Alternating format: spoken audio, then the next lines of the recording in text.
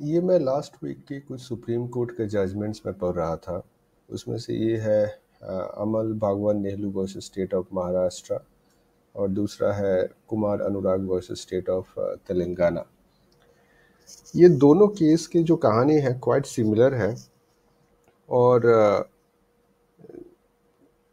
जो चीज़ जो मेरा मेन कंटेंशन है इस पर्टिकुलर इस वीडियो को बनाने के लिए, दैट इज़ एक ग्रोइंग ट्रेंड जो अभी दिख रहा है। Because this is not the first time, मैंने पहले भी बहुत सारे केसेस में देखा है कि बहुत सारे लड़कियां या फिर औरत जब कोई अपना रिलेशन फॉर वन रीज़न और दूसरी रीज़न जब टूट जाता है तो ये लोग जाके सीधा रेप केस डाल देते हैं उनके अगेंस्ट।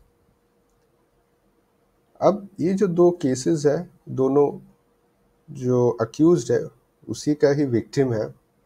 दोनों के केसेस में ही जो लड़की है दोनों के खिलाफ, अपेलेंट के खिलाफ रेप केस दायर करते हैं। फिर ये सुप्रीम कोर्ट आते हैं जुडिशियल हेल्प के लिए, ताकि जो केसेस है वो क्वाश हो जाए, उनको डिसमिस कर दिया जाए। अब दोनों की जो कहानी है मैं थोड़ा शॉर्ट में बताता हूँ। ये अमोल जी के जो केस है, उनका जिनसे रिलेशन बना, इंटरकास्ट का कुछ इशू बन गया, दूसरे रिलीजन के थे जिनके वजह से वो फैमिली नहीं माने। तो एक तरह से वो थोड़ा सा डिस्प्यूटेड हो गया वहाँ पे, जिनके वजह से फिर ब्रेकअप हो जाता है। एंड देन जो लड़की है वो जाके उनके खिलाफ रेप केस दायर कर देते हैं। अनुराग जी के केसेस में भी कुछ सिमिलर है, बट यहाँ पे जो लड़की, अनुराग जी शादी के लिए तैयार थे, बट एंड मोमेंट पे अनुराग जी को कुछ ट्रूथ्स कह सकते हैं जो उनको पता चलता है, जिनमें से ये रहता है कि वो लड़की का मल्टीपल अफेयर्स था। वो एक मतलब लड़की फेक प्रोफाइल बना के मफिन के नाम पे multiple chats and all that जो उनको मिल गया था। उनको ये भी पता चला कि इन्होंने किसी के खिलाफ रेप केस का एलिगेशन लगा के रखा था पहले। और लास्ट में जो चीज़ पता नहीं उनको कैसे पता चला, ये जो कुमार अनुराग जी है वो एक एनआरआई है जो यूएस में रहते हैं। तो वो लड़की का सपना था यूएस जाना, और उसी वजह से समहाउ ये जो लड़की है, she manage to you know build relationship with Anurag ji through ये जो मैट्रिमोनियल साइड्स है। तो ये सारे सच्चाई जानने के बाद अनुराग जी पीछे हट जाते हैं और शादी से ना कर देते हैं। और फिर ये लड़की आउट ऑफ ग्रज और वेंजेंस आके इनके खिलाफ भी रेप केस दायर करते हैं। तो जैसे कि मैंने शुरुआत में ही कहा कि this is not the first time.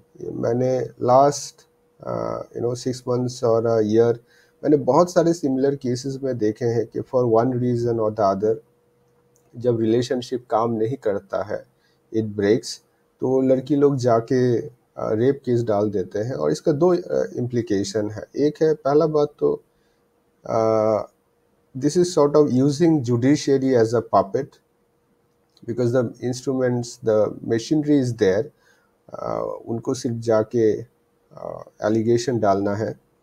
और दूसरा जो कंसर्निंग चीज़ है कि जो ट्रू रेप विक्टिम्स होते हैं, हम सभी को पता है कि rape is a very heinous crime.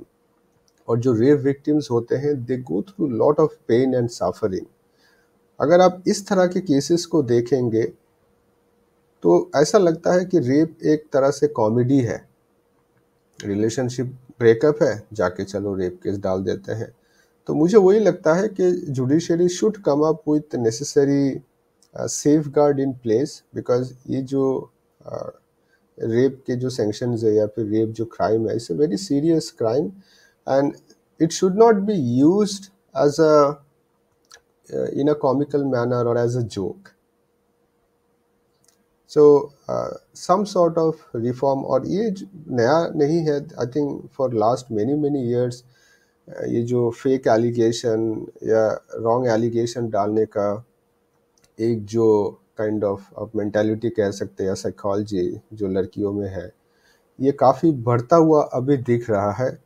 So if some sort of reformation और अगर what would you say remedy is not provided, I think this will just, you know, sort of have negative impact on the social fabric, और जो consequence है, that will be, you know, what would you say, degenerating on the social fabric. What do you think? Please let me know. Thank you.